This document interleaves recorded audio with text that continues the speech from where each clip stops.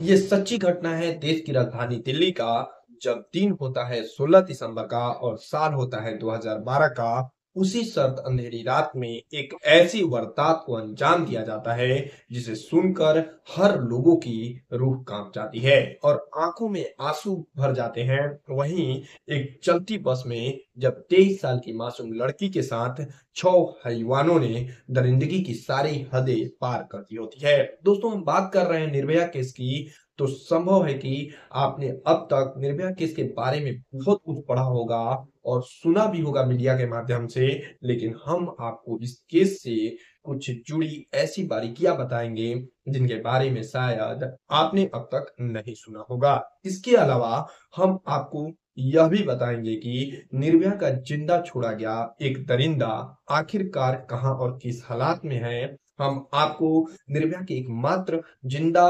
बच्चे, जिसे कोर्ट ने नाबालिग कहकर छोड़ दिया होता है मात्र 3 साल की सजा देकर, उस दरिंदे के बारे में बताएंगे। उसे 10,000 रुपए और सिलाई मशीन देने के पीछे की पूरी कहानी भी बताएंगे। तो वीडियो में अंत तक जरूर बने रहिए। याद रखिएगा, हमारा ये वीडियो केवल व्यूज और लाइक हासिल करने के लिए नहीं, बल्कि आपको सही और निष्पक्ष जानकारी देने के लिए है। तो चलिए बिना किसी देरी के वीडियो का शुरुआत करते हैं। निर्भया का जन्म 10 मई 1990 को दिल्ली में होता है। वो अपने 3 भाई बहनों में सबसे बड़ी होती है और परिवार की इकलौती बेटी भी होती है। निर्भया के पिता ने अपने बेटे बेटियों में कभी कोई भेदभाव नहीं किया होता। वहीं निर्भया को बहुत अच्छी शिक्षा भी दी जा रही होती है और निर्भया को बराबरी का मौका भी दिया जा रहा था। निर्भया बचपन से ही पढ़ाई में काफी तेज होती है और हमेशा अपने परिवार वालों की उम्मीद पर खड़े उतरते हुए आगे बढ़ना जारी रखती है। आगे की पढ़ाई करते हुए वह मेडिकल फील्ड में आने का फैसला करती है और फिजियोथेरेपी कोर्स में एडमिशन लेते हुए काफी अच्छे मार्क्स के साथ फिजियोथेरेपी की डिग्री भी हासिल कर लेती है। जब यह घटना घटी थी तब निर्भया फिजियोथेरेपी की ही इंटर्नशिप कर रही होती है। तब बात है 16 दिसंबर की और साल होता है 2012 का। उस समय छुट्टी का दिन होने की वजह से निर्भया अपने एक दोस्त अविंद्र प्रताप पांडे के साथ फिल्म देखने जाने की प्लानिंग बना रही होती है। और अविंद्र प्रताप पांडे पेशे से एक सॉफ्टवेयर इंजीनियर होते हैं और वो उत्तर प्रदेश के गोरखपुर के रहने वाले होते हैं। उन दिनों सिनेमा घरों में आमिर खान की फिल्म तलाश लगी हुई होती है। फिल्म काफी चर्चा में होती है, इसीलिए निर्भया अपने दोस्त के साथ तलाश फिल्म देखने का प्लान बनाती है और ये दोनों पब्लिक ट्रांसपोर्ट से ही फिल्म देखने के लिए पीवीआर चले जाते हैं। जब ये दोनों लोग सिनेमा हॉल तक आते हैं तो वहां काफी भीड़ होती है और इन्हें फिल्म की टिकट तक भी नहीं मिल पाती। इसीलिए दोनों तलाश फिल्म देखने की बजाय लाइफ ऑफ पाई नाम की फिल्म देखने का फैसला करते हैं और इवनिंग शो में लाइफ ऑफ पाई देखने के बाद निर्भया और पांडे अपने अपने घर जाने के लिए ऑटो का इंतजार करने लगते हैं। वैसे तो रात बहुत ज्यादा नहीं हो रही थी, फिर भी ठंड ज्यादा होने की वजह से ऑटो बहुत कम चल रहे होते हैं और मीटर की बजाय ऑटो वाले सभी मुंह मांगी कीमत मांग रहे थे जाने के लिए सफर पर। वहीं कुछ देर की जद्दोजहद के बाद एक ऑटो वाला मिलता है जो इन्हें लेकर चलने को तो तैयार हो जाता है, मगर वो इन दोनों को मोनारिका बस स्टैंड तक ही ले जाने के लिए राजी होता है। ये दोनों सोचते हैं कि मोनारिका से बस लेकर द्वारिका तक चले जाएंगे, इसीलिए दोनों ऑटो से चलकर मोनारिका बस स्टैंड तक आ जाते हैं। वहीं मोनारिका बस स्टैंड आने के बाद ये दोनों थोड़ी देर इंतजार करने लगते हैं, मगर इन्हें अपनी डेस्टिनेशन तक जाने की सही सवारी अभी तक नहीं मिल पाती है। हालांकि जब रात के लगभग 9:30 बज चुके होते हैं तभी एक सफेद कलर की काली शीशे वाली बस वहां से होकर गुजरती है। बस के गेट से एक लड़का चिल्लाते हुए इन लोगों से पूछता है कि कहां जाना है। तभी जवाब में निर्भया का दोस्त कहता है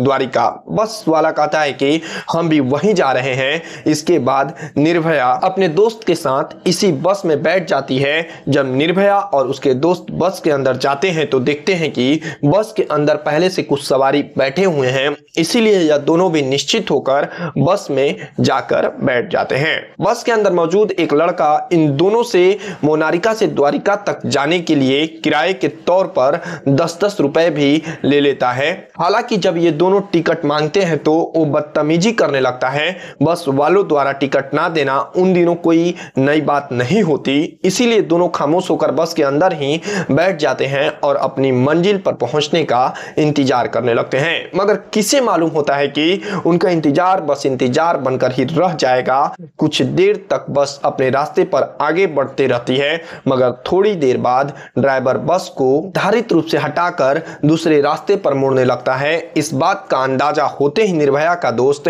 तुरंत बस के अंदर मौजूद लोगों से इस पर सवाल करना शुरू कर देता है। इस सवाल का सही ढंग से जवाब देने की बजाय बस का दूसरा स्टाफ निर्भया के दोस्त के साथ ही बदतमीजी करने लगता है और उससे पूछने लगता है कि तुम दोनों आखिर कौन हो और इतनी रात में अकेले यहाँ क्या कर रहे हो। जब निर्भया और उसके दोस्त बस के अंदर गए हुए थे तब उन लोगों ने देखा था कि ये 3 बस स्टॉप के अलावा 3 लोग पैसेंजर सीट पर बैठे हुए थे। उन्हें लगता है कि वह तीनों पैसेंजर ही हैं, मगर थोड़ी ही देर बाद साफ हो जाता है कि वो तीनों पैसेंजर नहीं बल्कि बस स्टॉप के साथी ही होते हैं। अब ये सभी 6 लोग मिलकर निर्भया के दोस्त के साथ बदतमीजी करने लगते हैं और उसे उकसाना शुरू कर देते हैं। निर्भया का दोस्त जवाब देने लगता है तो इस पर बस के अंदर मौजूद भी सभी उसके साथ हाथापाई करने लगते हैं और उसे मारना शुरू कर देते हैं। पहले तो निर्भया के दोस्त को लात घूंसों से मारते हैं और फिर इसी लड़ाई के दौरान एक लड़का बस के अंदर इस्तेमाल होने वाली एक बड़ी सी लोहे की रड निकालता है और निर्भया के दोस्त के सर पर दे मारता है। इस कारण निर्भया का दोस्त वहीं पर बेहोश होकर गिर जाता है।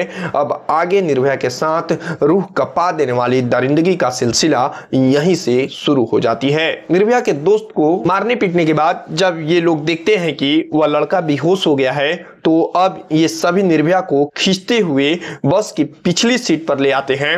अब यहाँ जो कुछ भी निर्भया के साथ होता है उसे हम शब्दों में अपने बयान नहीं कर सकते। बस चलती रहती है और निर्भया के साथ दरिंदगी अंजाम पारी पारी से सभी देते जाते हैं। ये सिलसिला लगभग 2-2.5 घंटों तक चलता रहता है। इस दौरान बस के बगल में कई बार पुलिस की गाड़ी भी गुजरती है। बस खुद भी कई थानों के बगल से गुजरती है, मगर कोई भी इस बस को रोकता तक नहीं। और बारी बारी से बस के अंदर मौजूद सभी 6 दरिंदे निर्भया को नोचते रहते हैं, क्योंकि निर्भया का दोस्त सर पर हुए लोहे की रड की वार की वजह से बेहोश पड़ा हुआ होता है। इसीलिए वह निर्भया की कोई मदद करने की स्थिति में नहीं होता। इधर 6 लोगों के साथ लड़ना अकेले निर्भया के लिए संभव नहीं होता।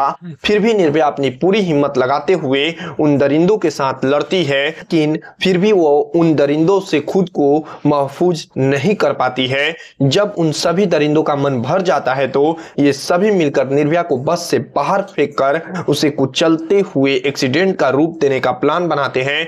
मगर उससे पहले यह लोग मिलकर तय करते हैं कि निर्भया के दोस्त को भी मार देना चाहिए। निर्भया के दोस्त के सर पर दोबारा लोहे की रड से वार किया जाता है और फिर दोनों को चलती बस से ही फेंक दिया जाता है। बस से फेंकने से पहले इन दोनों के कपड़े उतार दिए जाते हैं और इनके पास मौजूद मोबाइल समेत दूसरे सभी सामानें इनसे ले ली जाती हैं। अब रात के लगभग 11 बज चुका होता है। बस के अंदर मौजूद दरिंदों ने निर्भया के दोस्त की जान लेने की पूरी कोशिश की होती है, मगर वो उसकी जान नहीं ले पाते। इस कारण बस से लेके जाने के बाद निर्भया का वही दोस्त कुछ होश में आने के बाद लोगों से मदद की गुहार लगाने लगता है, मगर काफी लोग उसे नजरअंदाज करके वहां से निकल जाते हैं। हालांकि एक अनजान व्यक्ति इन दोनों को बुरी हालत में देखकर पुलिस को फोन करता है और थोड़ी ही देर बाद पुलिस की एक टीम भी वहां पर पहुंच जाती है और तुरंत दोनों को सफरगंज अस्पताल में भर्ती करवाया जाता है। निर्भया के साथ कितनी बर्बरता की गई थी इसका अंदाजा आप इस बात से लगा सकते हैं कि निर्भया की आंत बाहर निकल चुकी होती है, बेतहाशा ब्लीडिंग हो रही होती है, पूरा शरीर उसका चूर चूर हो चुका होता है और उसके शरीर के अंदर लोहे की रड तक डाल दी गई होती है। निर्भया की स्थिति को देखते हुए तत्काल ही इलाज शुरू कर दिया जाता है। हालात इतने बुरी हो चुकी थी कि तुरंत ही उन्हें वेंटिलेटर सपोर्ट की जरूरत पड़ने लगती है। कुछ ही घंटे बाद निर्भया के साथ हुई दरिंदगी की खबर मीडिया के जरिए पूरे देश और दुनिया में फैलना शुरू हो जाती है और जब लोग निर्भया के साथ हुई बर्बरता की कहानी सुनते हैं तो लोग गुस्से से भर जाते हैं। लोग प्रशासन और सड़कों पर उतरकर विरोध प्रदर्शन करना शुरू कर देते हैं। साथ ही साथ लोग जल्द से जल्द अपराधियों की गिरफ्तारी की मांग भी करने लगते हैं। देखते ही देखते विरोध प्रदर्शन आंदोलन का एक रूप ले लेता है और देश भर में निर्भया के समर्थन में प्रदर्शन शुरू हो जाते हैं। लोग देश भर में निर्भया के लिए दुआ करना भी शुरू कर देते हैं, मगर निर्भया की हालात अस्पताल में दिन प्रतिदिन बिगड़ती चली जाती है। यहां तक कि 16 दिसंबर 2012 से लेकर 19 दिसंबर 2012 के बीच निर्भया की एक के बाद एक 5 सर्जरी करनी पड़ती है। लाख कोशिशों के बावजूद निर्भया की स्थिति बिगड़ती ही चली जाती है। इस कारण 21 सितंबर को भारत सरकार की ओर से देश के टॉप मोस्ट डॉक्टर की एक कमेटी बनाई जाती है और सरकारी खर्चे पर निर्भया को बेस्ट मेडिकल ट्रीटमेंट देने का कहा जाता है। इसके बावजूद निर्भया की स्थिति नहीं संभल पाती, बल्कि उसके शरीर का तापमान बढ़कर 102 डिग्री फ़ारेनहाइट से 103 डिग्री फ़ारेनहाइट तक चला जाता है। यहां तक कि इन्फेक्शन भी पूरी तरीके से बढ़ जाता है। इधर सड़कों पर लोगों का निर्भया के लिए आवाज बुलंद हो रहा होता है, तो उधर डॉक्टर भी जान कर निर्भया को बचाने की कोशिश कर रहे होते हैं, मगर स्थिति बिगड़ती ही जा रही होती है। इसी के बाद तत्कालीन प्रधानमंत्री मनमोहन सिंह के नेतृत्व में 26 दिसंबर को एक कैबिनेट मीटिंग बुलाई जाती है और उसमें फैसला किया जाता है कि निर्भया को वर्ल्ड के बेस्ट अंग ट्रांसप्लांट हॉस्पिटल में भेजा जाएगा। इधर 27 दिसंबर को निर्भया सिंगापुर के माउंट एलिजाबेथ हॉस्पिटल में पहुंच जाती है और वहां उसका इलाज शुरू हो जाता है, मगर यहां आते ही निर्भया की हालत और भी ज्यादा बिगड़ जाती है और 29 दिसंबर को स्थानीय समय अनुसार सुबह 4:45 पर निर्भया इस दुनिया को छोड़कर हमेशा हमेशा के लिए चली जाती है। निर्भया की मौत के बाद उसके शव को वापस दिल्ली लाया जाता है और कड़ी सुरक्षा के बीच निर्भया का अंतिम संस्कार कर दिया जाता है। निर्भया के दोस्त को उधर कुछ दिनों के इलाज के बाद अस्पताल से डिस्चार्ज भी कर दिया जाता है। इधर निर्भया का इलाज चल रहा था, उधर ग्राउंड लेवल पर दिल्ली पुलिस काम करते हुए कई अपराधियों को गिरफ्तार करने में लगी हुई होती है। लेकिन एक बात ऐसी है जो बहुत कम लोग जानते होंगे, निर्भया को अपना शिकार बनाने से पहले इन लोगों ने बस के अंदर एक 35 साल के रामाधीर सिंह नाम के एक कारपोरेटर को पैसेंजर बनाकर पहले अपने बस में बैठाया होता है और फिर उससे भी पैसे और मोबाइल की लूटपाट किए होते हैं। इधर रामाधीर सिंह भी इस पूरे मामले की जानकारी अपने शिकायत के माध्यम से पुलिस को देती है, मगर वो पुलिस वाले रामाधीर सिंह की बातों को नजरअंदाज कर देते हैं। शायद उस समय पुलिस वाले रामाधीर सिंह की कंप्लेन को सीरियसली ले लेते तो इतना बड़ा हादसा होने से रुक सकता था। दोस्तों, आपको अनुसार देश में बलात्कार के मामलों को कम करने के लिए सरकार को क्या कदम उठाने चाहिए, आप हमें कमेंट सेक्शन में जरूर बताइएगा और इस वीडियो को लाइक करते हुए शेयर भी करें ताकि जानकारी दूसरे लोगों तक भी पहुंच सके। तो मिलते हैं फिर से एक ऐसी ही सच्ची घटना के साथ, तब तक के लिए जय हिंद।